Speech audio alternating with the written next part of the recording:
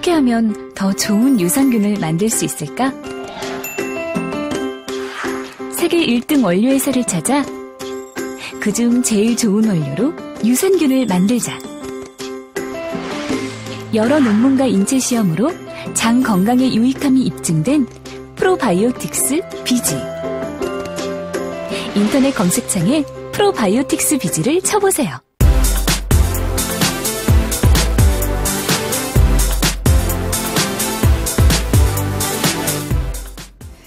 이 시각 국내 주요 뉴스부터 전해드리겠습니다.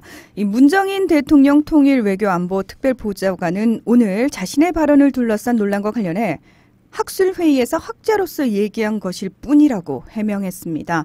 앞서 문 특보는 지난 16일 워싱턴 DC 우드로 윌슨 센터에서 열린 특파원 간담회에서 북한이 핵 미사일 활동을 중단하면 미국의 한반도 전략 자산과 한미 합동 군사 훈련을 축소할 수 있다는 취지의 발언을 남겨 논란을 빚었는데요.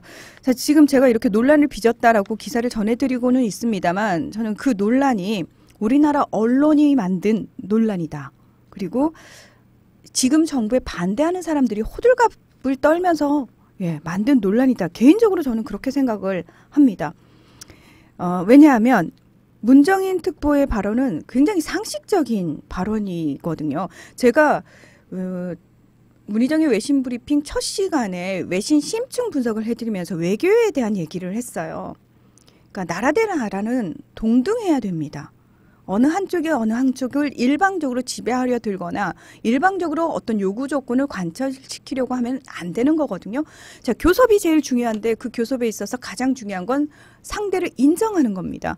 자, 우리는 한미동맹이라는 이름 아래에 왜 그렇게 미국에 쩔쩔매면서 알아서 긴다라고 표현을 하잖아요. 사실은 상식적인 미국의 학자들도 문정인 특보의 발언이 충분히 할 만한 발언이다라고 얘기를 하고 있습니다. 그런데 유독 우리나라 언론에서는 그 논란을 억지로 만들고 있는 듯한 그런 느낌이 되는 거죠. 이 청와대 고위 관계자도 지난 19일 별도로 연락을 드려 한미 관계에 도움이 되지 않는다는 점에 대해 정중하게 말씀드렸다라고 말하면서 일단은 파문 진화에 나섰는데요. 문 특보 스스로도 한미연합군사훈련의 축소는 2010년 천안함 폭침 사건 이후 전개되는 미국의 전략 무기를 이전 수준으로 돌리자는 취지라면서 이 자신의 발언에 대한 논란을 의식한 듯한 말을 했고요. 그리고 자신은 대통령의 조언자일 뿐이라는 입장을 고수했습니다. 그러니까 당연히 할 얘기를 했음에도 불구하고 대통령에게 또 피해를 줄 수 있고 많은 여론이 좋지 않다라고 생각을 했는지 이렇게 몸을 낮추는 모습을 보였는데요. 저는 과연 문 특보의 발언에 대해서 국민들이 그렇게 지금 언론에서 호들갑을 떠는 것처럼 부정적으로 바라볼까? 아니라고 생각을 합니다. 이 검찰이 비선 실세 최순실 씨 딸 정유라 씨에 대해 청구한 구속영장이 또다시 기각됐습니다.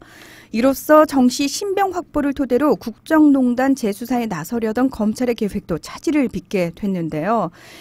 서울중앙지법의 권순호 영장전담 부장판사는 추가된 혐의를 포함한 범죄 사실의 내용, 피의자의 구체적 행위나 가담 정도 및 그에 대한 소명 정도, 피의자의 주거 상황 등을 고려하면 구속의 사유와 필요성을 인정하기 어렵다. 이런 이유로 영장을 기각했습니다. 앞서서 검찰은 1차 구속영장에 담긴 업무방해, 위계에 의한 공무집행 방해 혐의 외에 범죄 수익 은닉 혐의까지 추가해서 구속의 필요성을 강조했지만 법원의 문턱을 넘지 못했는데요. 이 검찰은 신문 과정에서 정 씨가 박근혜 전 대통령과 수차례 통화했다는 진술과 삼성의 말 지원을 두고 최 씨와 대응책을 논의한 자필 편지도 공개한 것으로 전해졌습니다. 이 박 전 대통령과 정유라 씨가 통화를 했다는 사실이 드러난 것은 특검 검찰 조사 이후 이번이 처음이라고 하는데요. 이 정 씨를 덴마크에서 강제 송환하고도 구속에 실패하자 검찰은 당황한 기색을 감추지 못했습니다. 도대체 저도 구속영장이 왜 발부가 되지 않는지 굉장히 궁금합니다. 국민들의 법감정은 당연히 발부가 돼야 된다라고 생각하지 않을까요?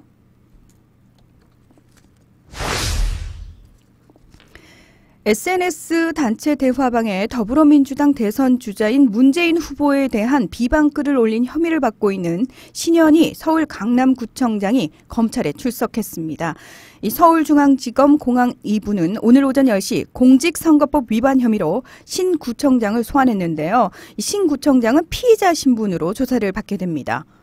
예정 시간보다 20여 분 이른 오전 9시 40분쯤 서울 서초동 서울중앙지검 청사 앞에 모습을 드러낸 신 구청장은 허위사실 유포 혐의를 인정하나 아직도 정치적 단합이라고 생각하나 문재인 당시 후보를 공산주의자라고 생각하나 라는 취재진의 쏟아지는 질문에 아무런 답을 하지 않고 조사실로 향했습니다. 앞서 중앙선관위원회는 신 구청장을 지난 1월 29일부터 3월 13일까지 카카오톡 단체 대화방과 1대1 대화를 통해 문 후보에 대한 허위 사실을 공표하고 부정선거 운동을 한 혐의로 검찰에 고발했습니다. 김동연 부총리 겸 기획재정부 장관과 장하성 청와대 정책실장, 김상조 공정거래위원장 등 문재인 정부 1기 경제팀이 오늘 첫 공식 회동을 갖습니다. 정부는 오늘 오후 1시 정부 서울청사에서 김 부총리 주재로 현안 간담회를 열고 최근 경제 상황 점검에 나설 예정입니다. 아직 공석으로 남아있는 청와대 경제수석을 제외하면 사실상 문재인 경제팀의 첫 회동인데요. 이 세 사람은 오늘 회의에서 최근 경제 현황과 함께 일자리 창출을 위한 정책 방향 등도 논의할 계획이라고 합니다. 지금 그 일자리 창출을 위한 추가 경정 예산안이 국회 심사를 앞두고 진통을 겪고 있지 않습니까? 그래서 이 추경 통과를 위한 방안 등까지 논의할 것으로 전해졌는데요. 이번 회동은 과거 서별관 회의 같은 밀실에서 이루어지는 형태가 아닌 공식 간담회 형태로 이루어진다는 점에서도 의미가 있는데요. 문재인 대통령은 대선 후보 시절 이 서별관 회의, 그러니까 비공식적으로 비밀리에 이루어지던 회동을 공식화하겠다라고 밝힌 바 있습니다. 또 이번 회의가 김 부총리 주재로 열리는 점에서 경제사령탑으로서 김 부총리가 회의를 어떻게 이끌어갈지도 주목되는데요. 김 부총리는 기자들과 만나서 문재인 정부 경제팀은 한 팀으로 운영할 것이다. 서로 논의하고 토론하고 치열한 논쟁도 벌일 것이지만 결정이 되면 한 팀으로 움직일 것이라고 말했습니다. 저는 이게 정말 맞다라고 생각을 해요. 게다가 이 부총리가 뭐라고 얘기를 했냐면 경제팀 구성원 분들께 각각에 맞는 권한을 들이되 성과에 대해서는 제가 책임질 것이다. 어떤 사안에 있어서 이견이 있다면 청와대와도 치열하게 얘기하겠지만 최종 메시지는 경제부총리를 통해 나갈 것이다. 이렇게 덧붙였는데요. 구구절절 옳은 말씀입니다. 그럼에도 불구하고 이전 정부에서 이런 모습들을 전혀 기대할 수 없었기 때문에 이 김 부총리의 말이 정말 반갑습니다.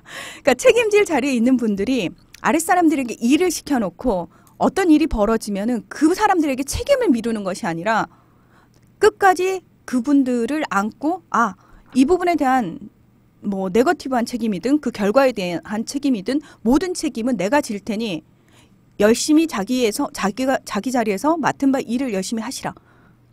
이런 그 상사를 만나야지 우리 직장인들도 참 행복하거든요. 우리나라 경제가 사실 굉장히 좀 어려운 상황인데 경제부총리가 이렇게 좀 든든하게 얘기를 해주셔서 일단은 좀 믿고 지켜봐야 되겠다라는 생각이 듭니다. 날씨 전해드릴 텐데요. 오늘 1년 중 낮의 길이가 가장 길다는 절기하지입니다. 야속하게도 오늘 길고 긴 낮 시간 동안 무척이나 뜨겁겠습니다. 이 전국적인 폭염특보 속에서 서울 낮 기온이 32도로 어제만큼 덥겠고요. 다시 폭염주의보가 내려진 광주는 34도까지 치솟으면서 더위가 다시 고개를 들겠습니다. 다행히 내륙 일부 지역은 반가운 소나기 소식이 있습니다. 오늘 아침부터 저녁 사이 경기 동부와 영서, 충북과 경북 내륙에는 5에서 10mm의 단비가 오겠는데요. 일부 지방은 벼락과 돌풍을 동반하면서 요란하게 오겠습니다. 소나기를 제외하면 오늘 전국 하늘 맑겠는데요. 미세먼지 농도는 전국이 보통 단계를 유지하겠습니다. 어느 순간부터 이 미세먼지 농도가 보통만 돼도 참 다행스럽다라는 생각을 하게 됐죠. 예. 그리고 요즘 아시겠지만 일교차 10도 이상 납니다. 굉장히 쌀쌀하기 때문에 또 감기 걸리기 좋거든요. 그래서 아침 저녁으로는 또 건강관리 유의하셔야 되고요. 자, 서울의 한낮 기온은 32도까지 오르고 춘천 31도, 대전과 대구도 33도가 예상되고 있습니다.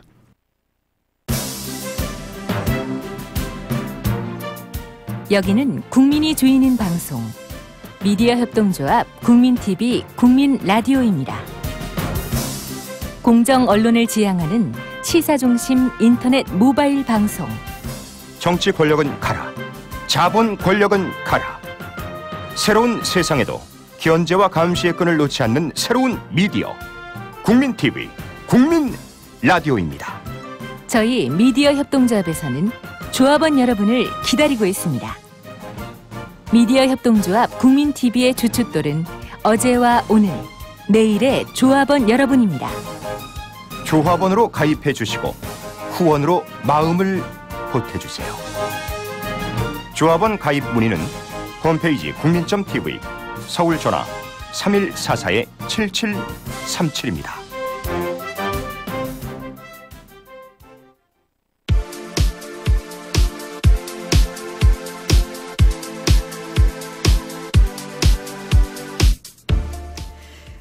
네, 국민TV 문희정의 외신 브리핑 함께하고 계신데요. 오늘의 주요 국제 뉴스 전해드리겠습니다. 먼저 미국으로 가보겠습니다. 도널드 트럼프 행정부와 공화당 지도부가 밀실에서 정책을 수립하고 법안을 만들면서 정부 투명성이 약화되는 결과를 초래하고 있다고 워싱턴 포스트가 19일 보도했습니다. 미치 맥코널 상원 공화당 원내대표는 현재 밀실에서 노련한 보좌진과 함께 오바마 케어 대처 법안을 만들고 있는 것으로 알려졌는데요. 공화당 지도부는 오는 30일 이전에 상원에서 트럼프 케어 표결을 시도하기로 방침을 정했지만 세부적인 내용은 일반은 물론이고 공화당 의원들에게조차 제대로 공개되지 않았습니다.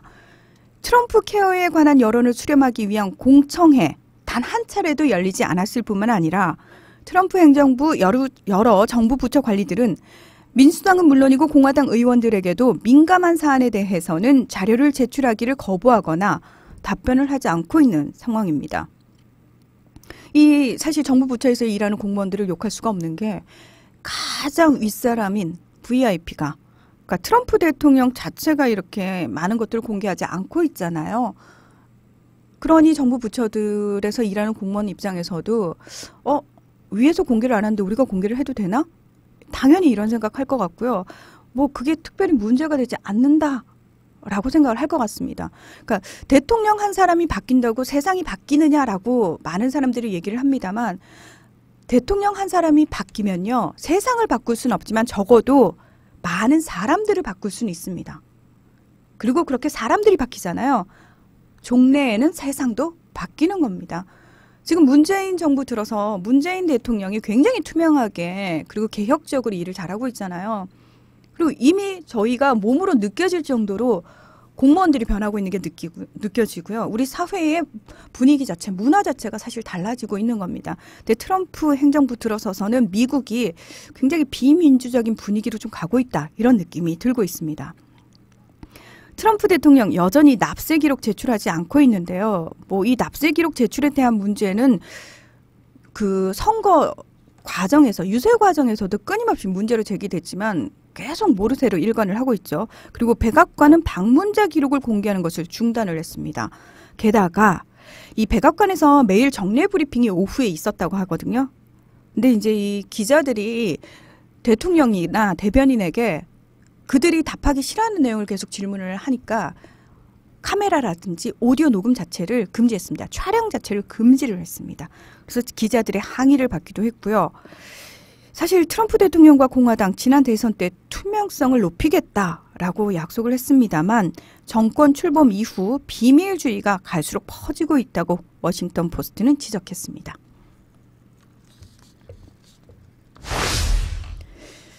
자, 필리핀 얘기를 좀 해보겠습니다. 필리핀 민다나오 섬에 계엄령이 지금 선포된 건 다들 알고 계실 테죠. 필리핀이 7천여 개의 섬으로 이루어진 섬나라입니다. 그중에서 이제 그 수도인 마닐라가 있는 아주 큰 섬이 있고요. 그 밑에 이제 두 번째로 큰 섬이 민다나오 섬입니다. 현재 대통령을 맡고 있는 두테르테 대통령이 그 민다나오 섬의 주 도시인 다바오 시장을 22년간 재직을 했죠. 예. 근데 필리핀 정부가 이번에 그 남부 지역에서 극단주의 무장단체인 IS의 20개 세포 조직이 활동하고 있다면서 그 명단을 공개를 했거든요. 그러니까 IS 조직 명단을 밝힌 거는 사실 처음입니다. 근데 왜 밝혔냐? 이 IS 세력 소탕을 내세운 계엄령 발동의 명분을 강화하기 위해서라는 의도로 풀이된다는 겁니다. 20일 일간 선스타 등 현지 언론에 따르면 호세 칼리다 필리핀 법무차관은 IS 세포 조직들이 IS 영계 반군들과 함께 조직화한 공격을 하고 있다. 이들은 민다나오 섬의 어느 지역에서나 폭탄 공격을 할 수 있는 능력을 갖추고 있다. 이 얘기만 들으면 굉장히 무섭잖아요. 그러면서 이들 IS 세력이 올해에만 최소 43건의 급조 폭발물 공격이나 납치 등의 책임이 있다. 이렇게 덧붙였는데요. 그러면서 IS 영계 반군은 마우테, 아부사야프, 안사룰 킬리파 필리핀, 그리고 방사모로 자유전사단, 요런 명단을 공개를 했습니다. 지금 대법원에서 뭐가 진행 중이냐면은 지난달 23일 두테르테 대통령이 민다나오 전역에 선포한 계엄령의 적법성을 심사를 하고 있는 상황이거든요. 그러니까 필리핀 헌법에 따르면 대법원이 계엄령 선포 30일 안에 적법 여부를 판단을 해야 한다고 합니다. 그래서 이 계엄령이 사실 두테르테 대통령의 철권 통치 시작을 알리는 게 아니냐라면서 우려하는 야당 의원들이 대법원의 계엄령 백지화를 요구하는 청원을 제출하기도 했고요. 인권단체들도 이 계엄령 선포는 과잉 대응이다. 인권 침해 우려가 크다. 이러면서 철회를 요구를 하고 있는 상황입니다. 여기서 이제 필리핀 정부가 대법원이 그 적법성을 심사하고 있는 와중에 영향을 주기 위해서라는 의도로밖에 다분히 그런 의도가 함포된 IS 연계 조직이 세포 조직들이 지금 20개가 활동을 하고 있는데 이래도 계엄령을 선포하면 안 되느냐.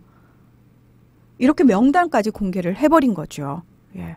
두테르테 대통령은 뭐라고 얘기를 하냐면 단 한 발의 총성이 다시 울리지 않을 것이라고 만족할 때까지 계엄령을 유지하겠다. 대법원이 계엄령 무효화를 결정하면 받아들이겠지만 IS 세력이 또 테러를 저지르면 계엄령을 다시 선포할 거다. 이렇게 얘기를 했습니다. 근데 이 계엄령을 선포할 당시에도 사실 많은 사람들이 테러 조직이 먼저 정부군을 공격을 해서 계엄령이 선포된 걸로 혹시 오해하고 계신데요. 아닙니다. 그러니까 일상적으로 정부군이 반군 조직들, 그러니까 민다나오 섬 내에서 계속해서 이제 반군 조직들의 활동이 있었는데 이 반군 조직의 지도자를 잡으려고 먼저 공격을 개시를 했고요. 이 정부군의 공격에 반군 조직이 응대 사격을 하면서 교전이 벌어지거든요. 아주 이렇게 작게. 근데 이거를 침소봉대해서 두테르테 대통령이 민다나오 섬 전체에 계엄령을 때려버린 그런 상황인 겁니다. 자꾸 딴짓하고 있어요?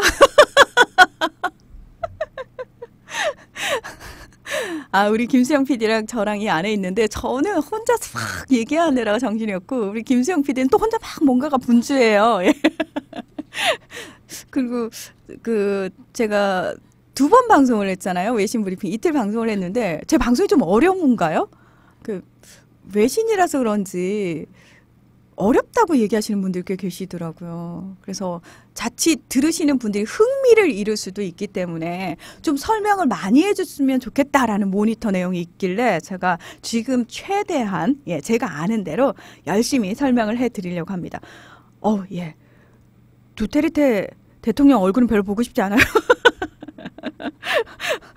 지금 게시판에 아하님이 올려주셨는데 깜짝 놀랐네요.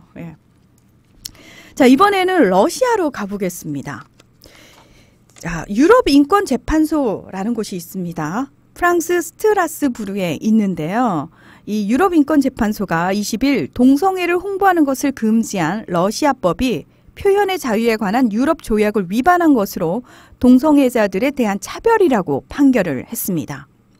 앞서서 세계 단체, 러시아 동성애 단체가 지난 2009년부터 2012년까지 동성애 수용을 촉구하는 현수막을 소지한 데 대해서 러시아 당국이 이른바 동성애자 선전선동법으로 알려진 이 법을 토대로 벌금을 물리자 지난 2013년 이 법안은 유럽인권재판소에 제소를 했고 이제서 이제 판결이 난 건데요.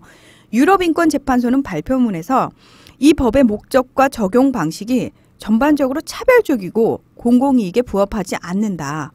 이 법을 적용함으로써 러시아 당국은 편견을 강화하고 민주사회의 가치와 양립할 수 없는 동성애자에 대한 혐오감을 조장하고 있다고 밝혔는데요. 실제로 인권 감시자들은 이 러시아법이 러시아에 있는 성소수자들을 위협하는 데 광범위하게 적용됐다 이렇게 비판을 하고 있습니다. 이 러시아는 1993년에야 동성애를 형법상 처벌 대상에서 제외했을 만큼 반동성애 문화가 강한 나라 중 하나인데요. 이 동성애 선정금지법은 2013년 6월 11일 하원 의원들의 압도적인 찬성으로 통과시킨 법안입니다. 이 법안 내용에 어떤 것들이 있냐면 미성년자가 접근할 수 있는 공개 장소나 언론 매체를 통해서 비전통적 성정체성 주입, 그리고 비전통적 성관계를 매력적인 것으로 묘사, 전통적, 비전통적 성관계의 가치가 동등하다고 주장하는 행위를 처벌 대상으로 규정을 하고 있습니다. 그러면서 법을 위반하면 5만 루블, 우리나라 돈으로 14만 원이거든요. 이 5만 루블에서 100만 루블의 벌금이 부과되고 외국인이 이 법을 위반하게 되면은 벌금형과 함께 추방됩니다. 그러니까 이게 통과될 당시에 뉴욕타임즈가 뭐라고 얘기를 했냐면 러시아에서 비전통적 성관계가 흔히 동성애를 가리키는 용어지만 법안에 명확한 용어 정의가 없다는 점을 지적하면서 경찰이 문구를 자의적으로 해석해서 다른 소수자들을 탄압할 수 있다고 우려를 했습니다. 그러니까 동성애자 자체를 공식적으로 국가가 금지시키고 사실을 탄압을 하겠다라고 2013년 소위 말해서 우리가 계명천지라는 표현을 쓰는데요. 그때 이 법을 만든 겁니다. 굉장히 시대에 역행하죠. 게다가 이 법 때문에 미녀와 야수 안에 동성애적 표현이 있대요. 내용 속에. 그 영화가 미성년자들에게 상영 불가가 판정이 떨어졌습니다. 러시아에서. 굉장히 기가 막히죠. 예. 어느 시대를 살고 있는지. 한편 러시아는 1996년부터 유럽인권재판소 회원국인데요. 이 유럽인권재판소는 동성애에 대한 공공토론을 금지시키는 것이 도덕을 지키기 위해 정당화될 수 있다는 러시아의 주장은 받아들이지 않았습니다. 제가 이 유럽인권재판소에 대해서 좀 찾아봤더니 1960년 11월 14일 첫 번째 판결을 내놓은 이후로 지금까지 19,000여 건의 판결을 내놨고요. 그리고 유럽인권재판소의 판결은 해당 국가의 법률을 개정하거나 행정 관행을 개선하도록 하는 법적 구속력을 갖습니다. 그냥 권고사항이 아니고요. 실제로 바꿔야 되는 겁니다. 여기서 재판소에서 판결이 나면. 그러니까 이게 굉장히 중요한 의미예요. 근데 지금까지 사실 유럽인권재판소에서 판결을 내린 가운데 절반이 터키, 이탈리아, 러시아, 루마니아, 폴란드와 관련된 사건이 차지를 하고 있다고 합니다. 그만큼 그 나라들에서 반인권적인 행위들이 많이 일어나고 있다는 얘기겠죠. 주로 이 재판의 공정성, 소유권의 평화로운 향유, 생명권 및 비인도적, 굴욕적 처우의 금지가 법적 쟁점이 되고 있는데요. 이 유럽인권재판소의 판결이 집행되는지 여부는 유럽 평의회 강요회의에서 감시를 한다고 합니다. 그러니까 판결을 내리고 각 나라에 자 이걸 바꾸시오라고 얘기하는 데서 끝나는 게 아니라 그 이후 실제로 법이 바뀌고 행정 관행이 바뀌는지까지 감시를 한다는 거죠.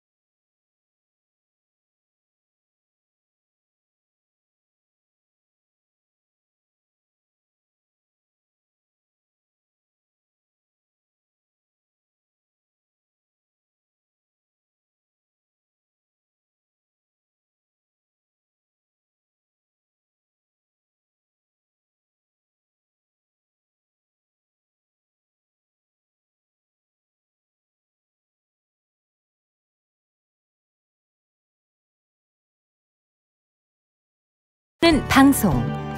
충실한 구독자를 보유한 방송 국민TV는 광고 집중도가 높아 효과가 좋습니다. 이제는 대세가 된 팟캐스트 광고 국민TV와 함께하세요. 자세한 안내는 홈페이지 국민.tv 서울 전화 3144-7737입니다. 가장 효율적인 광고는 바로 국민TV 광고입니다.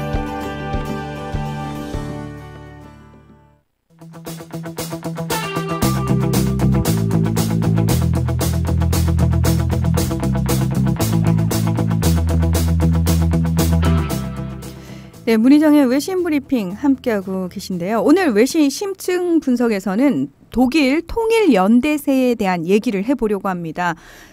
우리 시간으로 지난 토요일 헬무트 콜 전 독일 총리가 향년 87세의 나이로 별세했다는 소식이 들려왔는데요.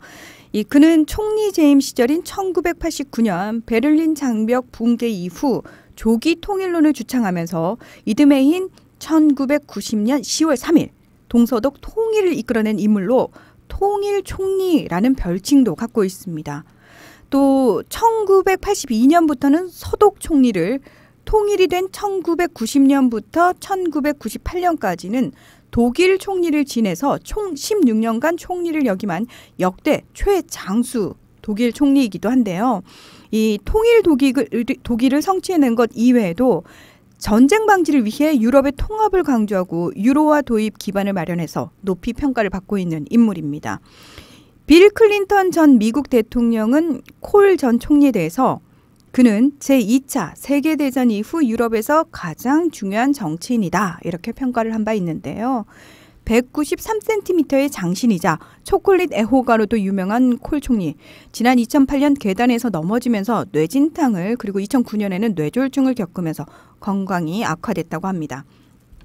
한편 그는 앙겔라 메르켈 현 독일 총리를 정치에 입문시킨 주역인데요. 1991년 동독 출신의 정치 신인이던 메르켈을 여성 청소년부 장관으로 전격 발탁하기도 했습니다. 그리고 메르켈 총리 올 9월 4선을 바라보고 있죠. 2차 대전 이 전범 국가로 미소 영불에 의해 분단돼 있던 독일은 1989년 베를린 장벽 붕괴 후 군사 강국이 될 통일 독일에 대해 우려하는 영국의 마거릿 대처 총리, 그리고 소련의 미하일 고르바초프 서기장 등 주변국 정상들을 설득하는 외교적 수완을 발휘하면서 동서독 통일을 성취했습니다. 1989년 며칠 날 베를린 장벽이 붕괴됐는지 아세요? 모르겠죠. 예.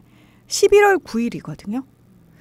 베를린 장벽이 있을 때 저는 항상 그 참 묘했던 사진이 하나가 뭐냐면은 그 베를린 장벽을 딱 기준으로 서독에서는 낮에 그 따뜻한 햇살을 즐기는 너무 자유분방한 분위기와 동독 쪽에서는 어두침침한 그 대비되는 사진을 제가 예전에 본 적이 있어요. 누가 붙여놨더라고요. 그래서 이렇게 정치 체제에 따라서 나라의 분위기가 이렇게 다를 수 있구나. 국민들의 행복도가 이렇게 다를 수 있구나라는 생각을 했는데, 제가 왜 1989년 11월 9일을 기억하냐면은 미국의 9.11 테러가 2001년 9.11, 그러니까 9월 11일 날 일어났거든요.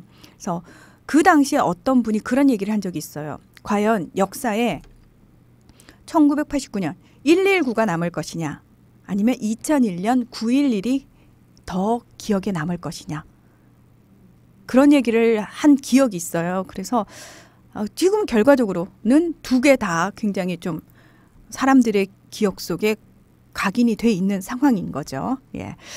이 콜 전 총리는 베를린 장벽 붕괴 후에 혼란 속에서 조지 W. 부시 당시 미국 대통령에게 통일 조약 10개항을 제시하면서 설득을 했고요. 그러니까 왜 사실 독일이 통일되는 걸 많은 전 세계 국가들이 걱정을 했냐면은 히틀러 때문입니다. 그러니까 히틀러가 등장함으로써 나치가 사실 전 세계를 공포로 몰아넣었잖아요. 그러면서 2차 대전에 책임을 지고 이렇게 분할 통치를 하려고 합니다. 그랬을 때 뭐 지금까지도 독일은 본인들이 조상들이 선조들이 일으킨 그 전쟁에 대해서 굉장히 사죄를 하는 마음으로 살고 있다고 하고 후손들에게 굉장히 철저하게 교육을 시킨다고 해요. 그래서 다시 군국주의가 부활해서는 안 된다라는 거에 대해서 굉장히 사회적 합의가 잘 돼 있고요. 아직까지도 뭐 90세 넘은 나치 전범을 지금까지도 처벌할 정도로 심지어 왜 하이나치라고 했을 때 그 인사 있잖아요. 손의 각도. 그거를 하는 사람 공공장소에서 하면 잡혀갑니다. 그 정도로 독일이 굉장히 철저한데 그 1989년 당시만 해도 사람들이 믿지를 못하는 거죠. 얘네들이 또 합쳐져가지고 힘이 세져서 또 전 세계에 그런 피바람을 몰고 올 수도 있다라고 생각을 했기 때문에 독일 통일을 반대하는 세력들이 참 많았습니다. 문득 그 얘기를 하니까 우리나라 통일을 과연 우리 주변을 둘러싼 열강들은 원하고 있을까? 원하고 있지 않을까? 예. 굉장히 속내가 복잡하겠죠? 독일도 그 당시 비슷했다는 겁니다. 그래서 이 콜 전 총리가 미국 대통령에게 통일조약 10개항을 제시하면서 설득을 하고요. 그리고 모스크바를 3차례 방문해서 고르바초프 서기장과談판을 벌이면서 뭘 하냐면 획기적으로 그 당시에 동독에 주둔하고 있던 소련군 35만 명이 소련으로 다시 복귀하는 데 드는 비용을 모두 서독 정부가 부담을 하게 됩니다. 그러니까 소련 입장에서는 그걸 받아들이지 않을 이유가 없는 거죠. 이 콜 총리 재임 당시 외교 담당 수석을 지낸 호르스트 텔칙은 통일 과정의 순간을 일기로 기록한 329일에서 그 누구도 헬무트 콜처럼 본능적인 확신으로 역사적인 기회를 활용하지 못했을 것이며 또한 그렇게 확고하게 추진하지도 못했을 것이다. 이런 평가를 내놨습니다. 사실 1990년 10월 3일 동독과 서독의 통일 당시 서독 정부는 앞으로 다가올 경제적 고통에 대해서는 전혀 감지하지 못했는데요. 한국의 경제 규모 4배에 달하는 서독은 동서독이 합쳐지는 과정의 비용에 대해서 튼튼한 재정으로 굉장히 자신감을 가지고 있었습니다. 그리고 이 동독 국유재산을 사유화로 만드는 과정에서 이 매각 수익이 발생할 거고 또 유럽연합이 지원을 해줄 거기 때문에 게다가 이 동독 지역에 민간 투자가 활발해지면은 이 통일 비용 마련을 위해서 세금 등의 추가 부담이 전혀 필요 없지 않겠느냐. 굉장히 낙관적으로 전망을 내놨다는 거죠. 하지만 그런 자신감과 준비되지 못한 채 맞은 통일에 대한 후유증은 지금까지 계속되고 있는데요. 독일은 지난 20년 넘게 3천조 원이라는 천문학적인 비용을 통일 비용이라는 명목으로 쏟아부어야 했고요. 현재까지 매년 수백조 원을 동독 지원에 사용을 하고 있습니다. 더 큰 문제는 이제 독일이 그래서 안정화됐다. 라고는 할 수 없고요. 향후 20년 정도 이상은 이 같은 지원이 필요하다고 전문가들은 분석하고 있습니다. 그 흔히 졸리로 불리는 통일연대세는 독일이 1990년 동서독 통일 이후 구동독 지역 발전을 지원하려고 1991년에 소득세나 법인세에 추가로 부과하는 형태로 도입한 세목입니다. 그러니까 부가가치세입니다. 그래서 도입 초기 7.5%의 세율을 유지를 했는데 1년 만에 폐지가 됐습니다. 그러다가 1995년 재도입을 하게 되는데 1997년부터는 5.5%로 낮아진 채 적어도 2019년까지 유지되는 것으로 계획이 돼 있습니다.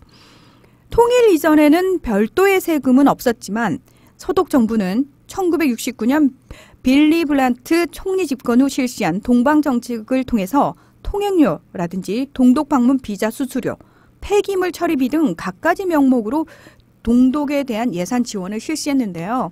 1951년부터 통일 직전인 1989년까지 서독 정부가 분단 상황으로 인해 지출한 경비만 해도 4천억 마르크로 추산이 됩니다. 그러니까 이미 통일 전부터 끊임없이 이제 동독을 위해서 예산을 쏟아붓고 있었어요. 그러니까 어떤 의미에서 준비가 없었다라고 얘기는 하지만 저는 이것 자체가 굉장한 준비라고 생각을 하거든요.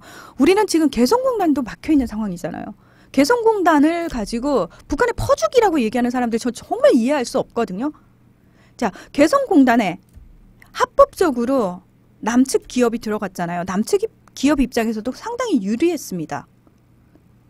근데 그게요, 단순히 자 기업 차원에서 경제적 이득을 얻었습니다 해서 끝나는 게 아니에요. 개성공단은 어떤 의미를 가지냐면은 나만의 문화가 들어가는 거예요. 자, 사람이 건너가잖아요. 사람이 건너가면은 우리가 기대하지 못했던 효과들이 나타납니다. 북한 사람들, 생전 남한 사람들 접할 일 없는 북한 사람들이 매일같이 남한 사람들을 접하죠. 아무리 언어를 조심한다고 해도 몸에 배어있는 문화라든지 언어 습관들 나오죠. 남측 사람들에 대해서 관심이 높아집니다. 그러면서 은연중에 남측 문화가 많이 흘러 들어갔어요. 그래서 북한에서 의외로 남한 드라마 굉장히 인기 많거든요. 몰래 많이 돌고 있습니다. 많이 봤습니다. 그래서 실제로 우리가 좋아하는 배우들 똑같이 좋아해요. 그 사람들도. 근데 그거 자체가 사람들의 생각을 바꾼다는 거죠. 그게 굉장히 중요한 문제라는 건데 지난 정부 9년 동안 그 남북관계가 너무 경색이 돼버렸다는 거죠. 다시 그걸 풀기 위해서 얼마만큼의 시간과 비용과 노력이 들어가야 될지는 장담할 수가 없는 상황입니다. 하지만 그럼에도 불구하고 평화적인 방법으로 대화를 통해서 그리고 개성공단의 어떤 합법적인 절차를 통해서 반드시 남과 북의 접점은 찾아가야 된다라고 생각을 합니다. 이 통일은 애초 큰 대가를 치르는 과업이었는데요. 통독 직전 해인 1989년을 기준으로 동서독 전체 인구는 7,868만 명이었지만 동독은 서독 인구의 4분의 1에 불과했습니다. 북한은 지금 우리나라 인구의 반 정도 된다고 그러죠. 1인당 국내 총생산은 서독의 30% 수준이었고요. 산업 구조도 3차 산업 중심인 서독과 달리 1, 2차 산업이 주류여서 동독 경제 수준과 삶의 질을 끌어올리려면 천문학적인 재건 비용이 필요했습니다. 그래서 통일 이후 6년간 공공부문에만 1조 1,700억 마르크, 그러니까 우리 돈으로 환산하면 640조 원이 투자가 됐고요. 2015년까지 동독 지역에 투입한 돈이 2조 유로, 2,689조 원에 달한다는 추산이 있습니다. 제가 막 얘기를 하다 보면은 순간 욱해서 감정이 올라오면 랩을 하는 것처럼 그렇게 되죠. 그렇습니다. 죄송합니다. 고치려고 하는데 잘 안 돼요. 이 통일연대세 장기적으로 지속되면서 납세자들의 불만도 커지고 있는데요. 독일의 한 법원은 2009년 말 통일연대세는 통일비용을 충당하기 위한 보완세인데도 실제로는 장기적인 세금으로 변질되기 때문에 위헌이다라고 판결을 했습니다. 그러면서 헌법재판소에 위헌 심판을 청구하기도 했고요. 이 1954년 헌재 판례에 따르면은 통일연대세와 같은 보완세는 일시적인 예산 수요가 있을 때만 도입할 수 있는데요. 독일 납세자연맹도 이 같은 판결을 지지한다고 밝혔으나 이 통일연대세가 내적 통일을 완성하기 위해 불가피하다는 의견도 만만치 않은 상황입니다. 이 통일연대세는 독일 경제가 성장하면서 그 액수도 자동적으로 커지고 있는데요. 게다가 실제로 동독 개발 사업에 편성된 예산은 절반뿐이고 나머지는 연방정부가 다른 목적으로 사용해서 통일연대세는 그 자체로 엄청난 선동적 거짓말이라고 규정을 하고 납세자의 세금 부담을 줄이려면 연대세를 폐지해야 한다는 주장까지 나오고 있는 상황입니다. 네, 오늘 외신 심층 분석은 여기까지만 하죠.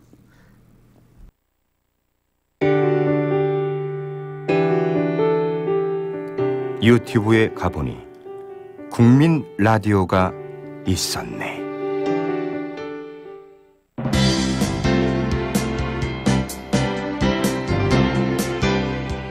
자본 권력이나 정치 권력으로부터 자유로운 방송.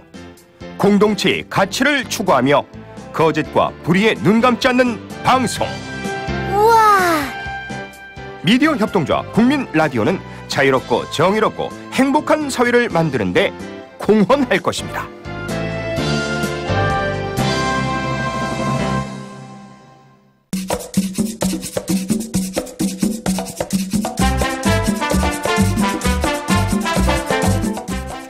세계에 이런 일이. 네, 우리 장의 외신 브리핑에서 저의 랩을 듣지 않는 시간입니다. 우리 김수영 PD가 정말 꼼꼼하고 열심히 준비해오는 시간이죠. 네, 그렇습니다. 자, 첫 번째 얘기는 일본 얘기네요. 네, 그렇습니다. 일본에서 초밥을 만드는 기계가 선을 보였는데요. 도쿄 초밥을 기계가 만든다고요? 네. 오. 도쿄도에서 열린 국제식품공업전에서 선보인 일본 스즈모 기공이 개발한 스시 로봇입니다. 기계 윗부분 투입구에 밥을 넣으면 아래쪽으로 먹기 좋은 크기와 모양의 초밥용 밥이 나옵니다. 그 위에 새우를 얹고 버튼을 누르면 비닐 포장까지 된 초밥이 차례차례 나옵니다. 이 기계는 시간당 2,000개의 초밥을 만들어낼 수 있다고 하는데요. 이것보다 더 많은 초밥을 만들 수 있는 기계도 있다고 하더라고요. 와. 네, 그래서 이렇게 심각한 인력난이 계속되고 있는 일본에서 이 회초밥도 기계가 대신 만드는 등 로봇과 기계의 역할이 커지고 있습니다. 우리나라가 이제 일본을 거의 20년 뒤쫓아가고 있다. 예, 그런 얘기를 하는데 지금 일본 같은 경우에는 심각한 고령화로 이제 일할 젊은이가 없다라고 얘기를 하잖아요. 네, 그렇습니다. 일본에서는 일자리 구하기가 1970년대 고도 성장기 이래 가장 좋아진 것으로 나타났다고 합니다. 현재 실업률은 완전 고용을 의미하는 2%대로 떨어진 상태로 23년 만에 최저 수준이라고 하는데요. 네. 이는 다시 말해서 기업의 채용은 늘어나는 반면에 지속되는 저출산 고령화로 노동력이 줄면서 일자리는 넘쳐나고 있는 것이죠. 일각에서는 그래서 늘어난 일자리의 상당수가 비정규직이고 또 일자리 증가가 임금 상승과 내수 진작으로 이어지지는 못하고 있다는 지적도 하고 있습니다.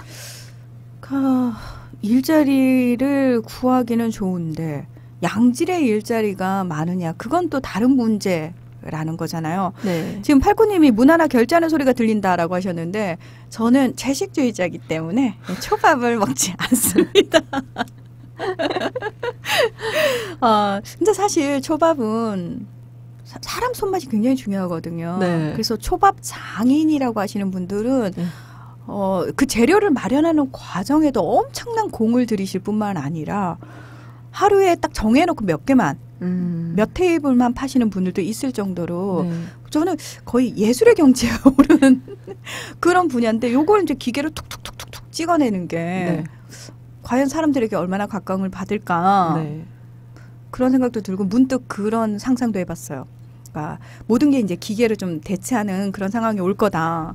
AI 때문에 없어지는 인공지능 때문에 없어지는 직업들이 참 많을 거다라고 얘기를 했는데 만약에요 제가 원고를 열심히 작성을 해서 나와서 이렇게 방송을 하잖아요. 근데 이 원고를 작성한 걸 기계음이 읽는 거예요. 제가 지금도 그건 해드릴 수 있습니다. 과연 그렇게 되면은 기계가 굉장히 또박또박 읽겠죠. 문희정의 외신 브리핑을 시작합니다. 이러면서 또박또박 읽겠죠. 저처럼 버벅대지도 않고. 근데 과연 그게 이제 사람들에게 좋을까라는 생각이 문득 들었어요. 재미가 없겠죠, 일단. 그러니까요. 그러니까 뭔가 실수하고 삐걱삐걱해도 그래도 사람의 손맛이 좀 들어가야 되고 사람 맛이 좀 나야 되는 게 맞는데 그것과는 반대로 이제 점점 과학기술이 발전을 하다 보니까 사람의 손이 필요한 작업을 대신할 로봇과 기계가 계속 개발되고 있잖아요. 네, 맞습니다. 작업 효율을 높이기 위해서 고성능 산업 로봇이 속속 등장하고 있는데요. 로봇은 식품 외에도 다른 산업 현장에서도 사용이 되고요. 또 이런 로봇을 임대하는 기업도 생겨났다고 합니다. 1시간에 3,000개의 냉동 고기 꼬치를 만들 수 있는 로봇을 만든 이런 꼬치를 만들 생각을 하는 것 자체가 대단하시네요. 기계를 만들. 고지마 기현 공업은 파트타임 인력도 구하기 어렵자 부득이 자동화를 선택하는 것 같다. 일손 부족이 우리에게는 기회다라고 말을 했습니다. 야, 기계하고 사람하고 붙으면은 기계가 이기긴 하죠. 1시간에 고기꼬치 3,000개를 어떻게 만들어요, 사람이. 그리고 지금 계속해서 왜 우리의 예쁜 문근영 닮은 김수영 PD는 왜 카메라 앵글에 안 나오냐. 그래서 저도 보고 왜 안 나오지 이랬더니 본인을 잡아줄 카메라를 신청했답니다. 그래서 그 카메라가 도착하는 대로 본인 얼굴 잡을 거랍니다. 여러분 조금만 기다려 주시고요. 저도 기다리고 있습니다. 이 카메라 욕심이 있는 PD였어요. 예. 근데 이렇게 또 신기한 로봇들 상당히 많은 것 같아요, 요즘에는. 네. 숙련 작업자의 3배 속도로 과일 껍질을 깎아내는 기계도 있고요. 또 빵에 크림을 자동으로 투입하는 소형 기계도 있다고 합니다. 또 2팔로 만두를 만들어내는 로봇도 나가사키 짬뽕 가게 등에서 활용이 되고 있다고 합니다. 그러니까 유독 식품 산업에 이렇게 적용되는 로봇 기계도 굉장히 많아졌네요. 네, 사실 산업용 로봇은 지금까지 주로 자동차나 전자 등 대형 공장에서 용접이나 조립 등에 사용돼 왔는데요. 일본에서는 이제 2013년부터 일손 부족이 심화되면서 그 흐름이 변하기 시작했다고 합니다. 일본 안팎의 대기업이 잇따라 사람과 같이 일할 수 있는 로봇을 개발하면서 소형화도 진행됐고 또 그러면서 식품 외식이나 의약, 화장품, 간병 등에서도 활용을 할 수 있게 됐는데요. 네. 화장품 회사 한 곳은 인간형 로봇 2대를 도입해서 사람 손이 필요한 립스틱 제품 조립이나 마무리를 시험하면서 사람 손에 의지한 생산 체제를 수정하려고 시도하고 있다고 합니다. 와, 어디까지 개발될까? 진짜 왜 우리 SF 영화 속에서 설마 저런 것까지? 또는 사람이야 로봇이야? 구분 못할 정도까지 네. 가진 않겠죠?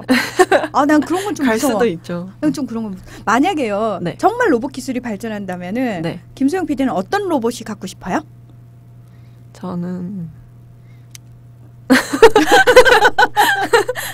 저랑 똑같이 생긴 일하는 로봇이요. 예, 혹사당하고 있군요. 아니 제가 애드립으로 순간적으로 물었는데 그 대답을 하는 거 보니까 평소에 굉장히 일이 많아서 힘든 것 같아요. 예, 우리 김수영 PD를 잡아줄 카메라가 미국에서 오고 있다고 친절하게 알려주셨네요. 감사합니다. 우리 남근님은 등 밀어주는 로봇이 필요하다고. 팔코님은 방청객 로봇? 여기에 쭉 앉아있는 거예요. 제가 막 방청객 로봇들의 리액션을 이끌어내기 위해서 막 앞에서 이렇게 재롱을 떨어야 되는 거예요. 예. 혹시 생각해보신 로봇 있으신가요? 저는 많이 편한 걸 별로 안 좋아합니다. 네. 저는 옛날 사람이라. 어제 그 간첩, 산에서 간첩 얘기했다가 저보고 어느 시대 얘기를 하는 거냐고. 저 진짜 어떤 분이 저한테 막 뭐라고 그랬거든요. 어떤 분? 네. 그 이정일 PD라고 제가 말을 안 하겠는데 네. 선배 그 언제쯤 얘기를 하시는 겁니까? 이래서 제가 나 옛날 사람이라 옛날 사람이라 저는 아날로그가 익숙하고 좋습니다. 네. 자, 이번에는 중국 이야기로 좀 넘어가 볼까요? 네, 중국에서는 부모가 해당 지역에 호적이 없는 자녀가 그 지역이 아닌 다른 곳으로 가서 학교에 다니는 경우가 많다고 합니다. 쉽게 말해서 부모가 베이징에서 일하지만 호적 문제로 베이징 교외로 학교를 다녀야 하는 학생들이 많다는 건데요. 이런 학생들을 철새 학생으로 부른다고 합니다. 철새 학생. 참 이렇게 불리는 학생들도 기분이 썩 좋지는 않을 것 같은데 네. 이게 중국의 어떤 특수화된 현상인가요? 네, 중국 봉황망은 베이징에서 헝수이 잉차이 학교로 등하교하는 철새 학생들의 일상생활을 집중 보도했는데요. 잉차이 학교는 매우 엄격하기로 소문난 초중고 종합학교라고 합니다. 베이징 서쪽 기차역에는 매일 이 베이징과 헝수이 잉차이 학교의 수백 명 학생이 줄을 서 있는 모습을 볼 수 있다고 하는데요. 학교의 학생들은 대부분 중국 각지에서 온 전학생이고 전학년 학생 68명 중 18명만이 베이징 호적을 갖고 있다고 합니다. 베이징 호적이라는 표현을 했잖아요. 그러니까 지금 들으시는 분들 입장에서는 왜 그 베이징에 살고 있어도 호적을 따로 파야 되는 거야? 왜 베이징 학교 못 다니지? 궁금해하시는 분들 많을 것 같아요. 네, 현재 베이징에서 수만 명의 학생이 같은 상황에 처해 있다고 하는데요. 베이징시의 정책에 따르면 부모가 베이징에서 일해도 시 호적이 없으면 자녀들은 베이징에 있는 학교에 들어가기가 어렵다고 합니다. 또 들어갔다고 하더라도 고등학교 입시 시험을 볼 권한이 없어서 떠돌아다녀야 한다고 하네요. 네, 그래서 결국 베이징 호적이 없는 가정의 자녀들은 다른 가까운 도시에 기차를 타고 등교를 해야 하는 거죠. 그러니까 베이징에 살고 있으면서도 다른 곳으로 본인의 네. 호적이 있는 곳의 지역의 학교로 가야 되는 상황인 네네. 거죠. 네, 예. 그렇습니다. 참 어떻게 보면은 내가 이사를 쉽게 가고 싶은 곳으로 가고 그리고 쉽게 학교를 전학 갈 수 있는 우리가 누리고 있는 그런 것들이 당연하다고 생각을 했는데 네. 베이징 얘기 듣다 보니까 이거는 우리가 굉장히 뭔가를 누리고 있는 건가? 좀 감사한 건가? 그것마저도 그런 네. 생각이 드네요. 네, 오늘 김수영 PD 고맙습니다. 네, 고맙습니다.